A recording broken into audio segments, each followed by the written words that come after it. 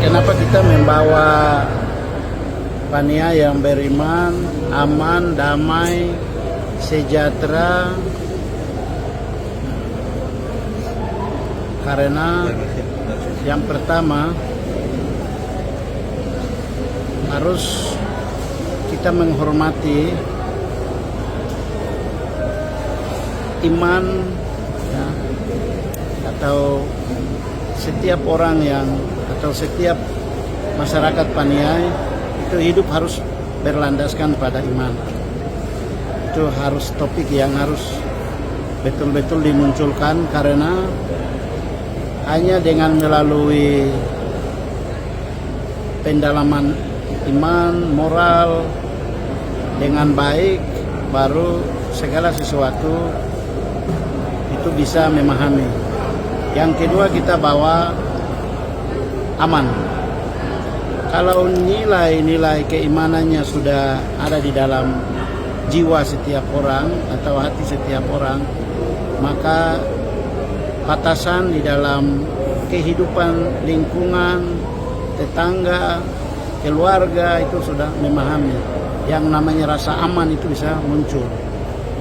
Yang berikut itu harus sejahtera. Sejahtera itu niat baik pemerintah atau niat baik kedua paslon, paslon nomor 3 ini bisa berjalan dengan baik dalam semua sektor. Baik sektor pemerintahan, sektor pembangunan, ekonomi, pendidikan, kesehatan, infrastruktur, ya, dan juga kehidupan sosial dan kebudayaan. Yang berikut adalah bagaimana caranya ini semua bisa jalan, visi ini bisa diterjemahkan di dalam misi. Nah, misi ini kita harus mendorong pertama itu benar-benar rekaman, ya, APBD, baik itu program jangka pendek, menengah maupun panjang, itu benar-benar dari rakyat yang bukan rakyat menerima, tetapi memang dari rakyat. Sehingga pemerintah ini bisa memfasilitasi, tapi pemerintah juga harus diberi kesejahteraan yang layak, ya, gaji yang cukup, sehingga dia terjun ke masyarakat dalam membangun program yang sudah dicanangkan, terutama program prioritas, program yang bisa memajukan daerah itu bisa berjalan dengan baik atas dukungan pemerintahan yang kuat. Yang berikut itu, pembangunan yang dilakukan ini kan hanya semata-mata untuk generasi berikut. Generasi berikut itu menjadi tolak ukur utama. Generasi muda, pemuda yang produktif atau yang dinamakan pengangguran ini harus dilibatkan dengan pendidikan keterampilan. Jadi tadi kita apapun program kami selalu harus gandeng perguruan tinggi sesuai dengan keunggulan, ya, keunggulan potensi di daerah. Karena nanti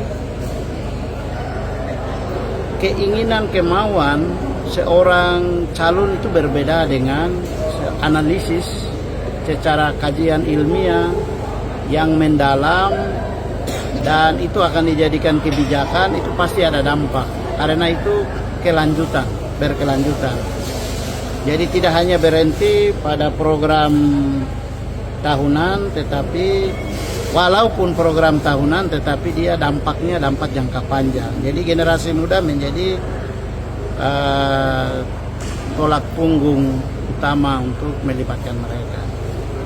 Jadi pendidikan keterampilan harus dikasih, dan mereka lah yang akan membawa perubahan. Soal kaitan dengan inflasi, penerimaan daerah, itu pertanyaannya siapa yang bawa? Apa memang negara kirim? Negara juga akan ditambahkan ketika kita itu ada punya program unggulan. kita pemerintah daerah itu menggali potensi daerah. Barulah dalam kaitannya dengan sinkronisasi program nasional itu mereka hanya tinggal tambahkan apa yang menjadi program unggulan daerah. Terus yang berikut itu kaitan soal pendidikan, kesehatan itu menyesuaikan.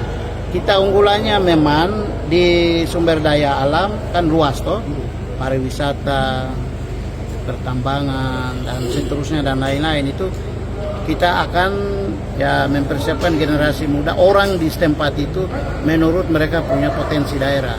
Jadi kita gali mereka apa dan mereka kita tinggal tambahkan ilmu. Ganden perguruan tinggi mana yang sesuai fokus di bidangnya atau ahli di bidang itu. Supaya kita tidak keluarkan dana itu ulang-ulang. Lalu yang berikut belanja modal itu jangan mubazir. Begitu. Jadi uang yang kita keluarkan sedikit tapi masyarakat dalam hal dengan pajak itu kembalikan dengan cukup jangka panjang. Dengan begitu kan penghasilan industri bisa bertumbuh. Jadi kita kenalkan dunia kerja itu harus libatkan langsung ke masyarakat. Jangan kita semaunya lalu hanya bikin program pengadaan program yang tidak jelas lalu layar televisi atau di media online tersimpan status-status yang tentunya adalah tidak membawa perubahan. Saya kira itu. Atau mungkin lebih ditekankan lagi program prioritas apa yang nanti kakak akan lakukan? Program prioritas pertama jelas kita menentukan 100 hari kerja RT/RW harus keluar. Ya, kita akan melakukan konferensi masyarakat untuk memberi masukan 5 tahun program. Lalu masyarakat punya masukan dengan potensi yang dimiliki akan dilakukan kajian dan penempatan anggaran lebih besar di situ.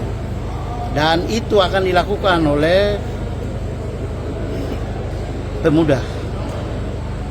Pemerintah mendukung dengan administrasi. Ya, fungsi pemerintah jalan.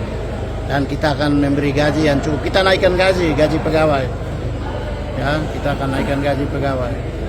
Supaya tidak lagi penghasilan kurang lalu mereka lagi lirik bagiannya pertumbuhan ekonomi atau belanja modal. Begitu. Jadi belanja aparatur sudah harus mantap, belanja modal harus mantap, ya. Lalu sektor real untuk masyarakat, ya, peningkatan SDM itu harus juga sesuai dengan potensi daerah. Sehingga semua ini terkonektivitas.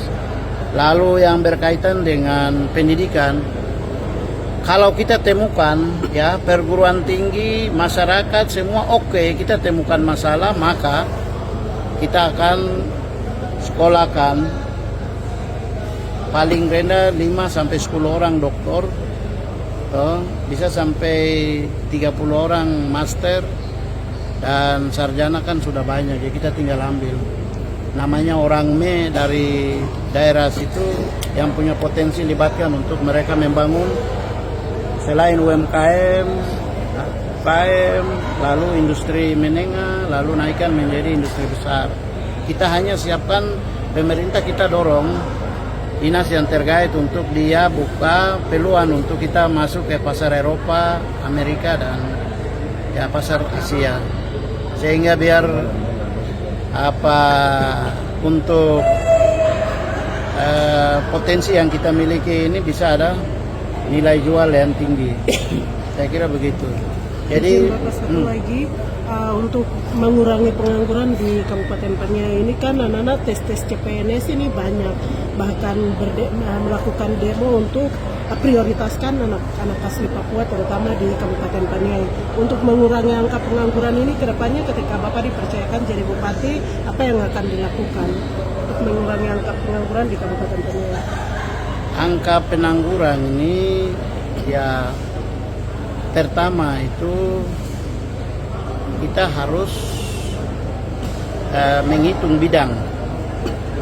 Ya, kira-kira yang pengangguran itu dari bidang apa saja. Kan saya lihat ini kan kabupaten ini kan terima pegawai sembarang-sembarang. Jadi namanya guru, terus ya guru, perawat, itu kan langsung selesai sekolah langsung masuk.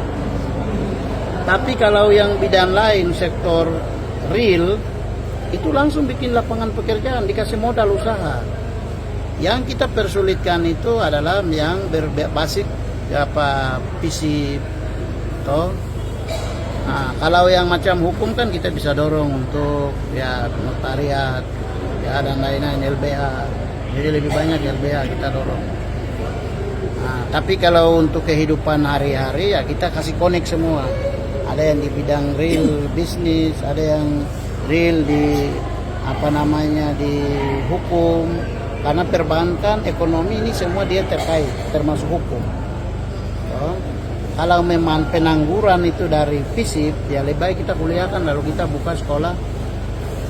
Jadi yang lain masuk di dunia pendidikan, begitu, akademisi seperti itu. Lalu kita bisa lebih baik membuka perguruan tinggi. Jadi sekarang itu kita tinggal hitung saja. Jangan kita bawa masuk orang sembarang untuk orang bekerja. Nanti juga apa, kita kasih jadi pegawai juga kalau dia tidak sesuai dengan bidangnya, tusi terus bagaimana?